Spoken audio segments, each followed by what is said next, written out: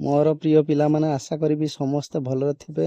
ଆଜି ଆମେ +2 first year ଏମାଇଲ୍ Odia ବହିର ମଧୁବାବୁ ବିଷୟର କେତୋଟି ଗୁରୁତ୍ୱପୂର୍ଣ୍ଣ MCQର ପ୍ରଶ୍ନ ଉତ୍ତର ଆଲୋଚନା କରିବା। ଫାର୍ଷ୍ଟ କ୍ୱେଶ୍ଚନ୍ ରହିଛି ପିଲାମାନେ, ଚୌଧୁରୀ ରଘୁନାଥ ଦାସଙ୍କ ଜ୍ୟେଷ୍ଠ ପୁତ୍ରର ନାମ କ'ଣ? ଅପସନ୍ ଏ ରେ ରହିଛି ଗୋପାଳ ବଲ୍ଲଭ, ଅପସନ୍ ବି ରହିଛି ରାଧା ବଲ୍ଲଭ, ଅପସନ୍ ସି ରହିଛି ଉମା ବଲ୍ଲଭ, ଅପସନ୍ ଡି ରହିଛି ଗୋବିନ୍ଦ ବଲ୍ଲଭ। ଏହାର ସଠିକ୍ ଉତ୍ତର ହେଉଛି ପିଲାମାନେ ଅପସନ୍ ଡି ଗୋବିନ୍ଦ ବଲ୍ଲଭ। ଚୌଧୁରୀ ରଘୁନାଥ ଦାସଙ୍କ ଜ୍ୟେଷ୍ଠ ପୁତ୍ରର ନାମ ଗୋବିନ୍ଦ ବଲ୍ଲଭ। ନେକ୍ସଟ କ୍ୱେଶ୍ଚନକୁ ଯିବା ପିଲାମାନେ, ଭୀମା ଭୂୟାଁ ଉପନ୍ୟାସର ଲେଖକ କିଏ? ଭୀମା ଭୂୟାଁ ଉପନ୍ୟାସର ଲେଖକ କିଏ? ଅପସନ୍ ଏ ରହିଛି ଗୋବିନ୍ଦ ବଲ୍ଲଭ, ଅପସନ୍ ବି ରହିଛି ଗୋପାଳ ବଲ୍ଲଭ, ଅପସନ୍ ସି ରହିଛି ମଧୁସୂଦନ, ଅପସନ୍ ଡି ରହିଛି କାହ୍ନୁଚରଣ। ଏହାର ସଠିକ୍ ଉତ୍ତର ହେଉଛି ପିଲାମାନେ ଗୋପାଳ ବଲ୍ଲଭ। ଭୀମା ଭୂୟାଁ ଉପନ୍ୟାସର ଲେଖକ ହେଉଛନ୍ତି ଗୋପାଳ ବଲ୍ଲଭ। ନେକ୍ସଟ କ୍ୱେଶ୍ଚନକୁ ଯିବା ପିଲାମାନେ, ଏମାନଙ୍କ ମଧ୍ୟରୁ କେଉଁଟି ପାଠଶାଳାରେ ଉପରବେଳା ପଢ଼ା ହେଉନଥିଲା? ଅପସନ୍ ଏ ରହିଛି ରାମାୟଣ, ଅପସନ୍ ବି ରହିଛି ମହାଭାରତ, ଅପସନ୍ ସି ରହିଛି ଭାଗବତ, ଅପସନ୍ ଡି ରହିଛି ପଣିକିଆ। ଏହାର ସଠିକ୍ ଉତ୍ତର ହେଉଛି ପିଲାମାନେ ଅପସନ୍ ଡି ପଣିକିଆ। ପଣିକିଆ ପାଠଶାଳାରେ ଉପରବେଳା ପଢ଼ା ହେଉନଥିଲା। ନେକ୍ସଟ କ୍ୱେଶ୍ଚନକୁ ଯିବା ପିଲାମାନେ, କଲିକତାରେ ଗୋବିନ୍ଦ ବଲ୍ଲଭକୁ ପ୍ରଥମେ କିଏ ଆଶ୍ରୟ ଦେଇଥିଲେ? ଅପସନ୍ ଏ ରହିଛି ଅମ୍ବିକା ପ୍ରସାଦ, ଅପସନ୍ ବି ରହିଛି ବଙ୍କିମ ଚନ୍ଦ୍ର, ଅପସନ୍ ସି ରହିଛି ଶରତ ଚନ୍ଦ୍ର, ଅପସନ୍ ଡି ରହିଛି ରବୀନ୍ଦ୍ରନାଥ। ଏହାର ସଠିକ୍ ଉତ୍ତର ହେଉଛି ପିଲାମାନେ ଅମ୍ବିକା ପ୍ରସାଦ। କଲିକତାରେ ଗୋବିନ୍ଦ ବଲ୍ଲଭଙ୍କୁ ପ୍ରଥମେ ଅମ୍ବିକା ପ୍ରସାଦ ଆଶ୍ରୟ ଦେଇଥିଲେ। ନେକ୍ସଟ କ୍ୱେଶ୍ଚନ ରହିଛି ପିଲାମାନେ,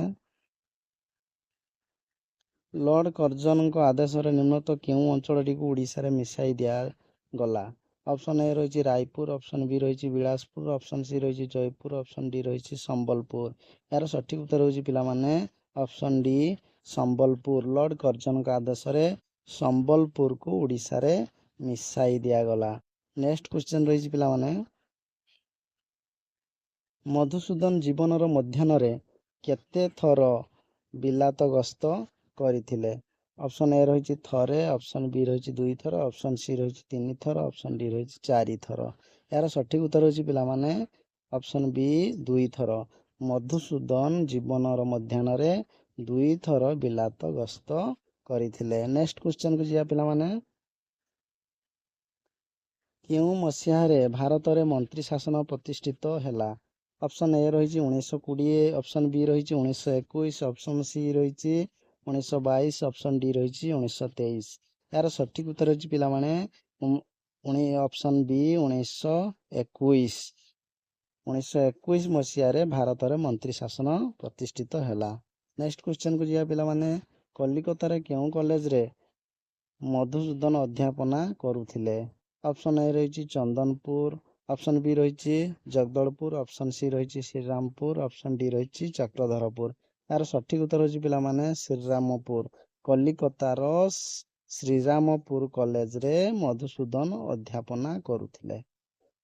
ନେକ୍ସଟ କ୍ୱେଶ୍ଚନ ରହିଛି ପିଲାମାନେ, କିଏ ଓଡ଼ିଶାର ପ୍ରଥମ ଗଭର୍ଣ୍ଣର? ଅପସନ୍ ଏ ରହିଛି ଜନ୍ ଅଡରଫ୍, ଅପସନ୍ ବି ରହିଛି ଜନ୍ ହବାର୍ଡ, ଅପସନ୍ ସି ରହିଛି ମିଷ୍ଟର ଇଭାନ୍ସ, ଅପସନ୍ ଡି ରହିଛି ଜନ୍ ବିମ୍ସ। ଏହାର ସଠିକ୍ ଉତ୍ତର ହେଉଛି ପିଲାମାନେ ଜନ୍ ହବାର୍ଡ। ଓଡ଼ିଶାର ପ୍ରଥମ ଗଭର୍ଣ୍ଣର ହେଉଛନ୍ତି ଜନ୍ ହବାର୍ଡ।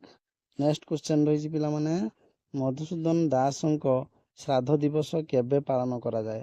ଅପସନ୍ ଏ ରହିଛି ଜାନୁଆରୀ 28, ଅପସନ୍ ବି ରହିଛି ଫେବୃଆରୀ 4, ଅପସନ୍ ସି ରହିଛି ମାର୍ଚ୍ଚ 24, ଅପସନ୍ ଡି ରହିଛି ଏପ୍ରିଲ 28। ଏହାର ସଠିକ୍ ଉତ୍ତର ହେଉଛି ପିଲାମାନେ ଅପସନ୍ ବି ଫେବୃଆରୀ 4। ମଧୁସୂଦନ ଦାସଙ୍କ ଶ୍ରାଦ୍ଧ ଦିବସ ଫେବୃଆରୀ 4ରେ ପାଳନ କରାଯାଏ। ନେକ୍ସଟ କ୍ୱେଶ୍ଚନକୁ ଯିବା ପିଲାମାନେ, ମଧୁବାବୁ କେଉଁ ଧର୍ମ ଗ୍ରହଣ କରିଥିଲେ? ଅପସନ୍ ଏ ରହିଛି ବ୍ରାହ୍ମ ଧର୍ମ, ଅପସନ୍ ବି ରହିଛି ମହିମା ଧର୍ମ, ଅପସନ୍ ସି ରହିଛି ଖ୍ରୀଷ୍ଟ ଧର୍ମ, ଅପସନ୍ ଡି ରହିଛି ଇସଲାମ ଧର୍ମ। ଏହାର ସଠିକ୍ ଉତ୍ତର ହେଉଛି ପିଲାମାନେ ଖ୍ରୀଷ୍ଟ ଧର୍ମ। ମଧୁବାବୁ ଖ୍ରୀଷ୍ଟ ଧର୍ମ ଗ୍ରହଣ କରିଥିଲେ।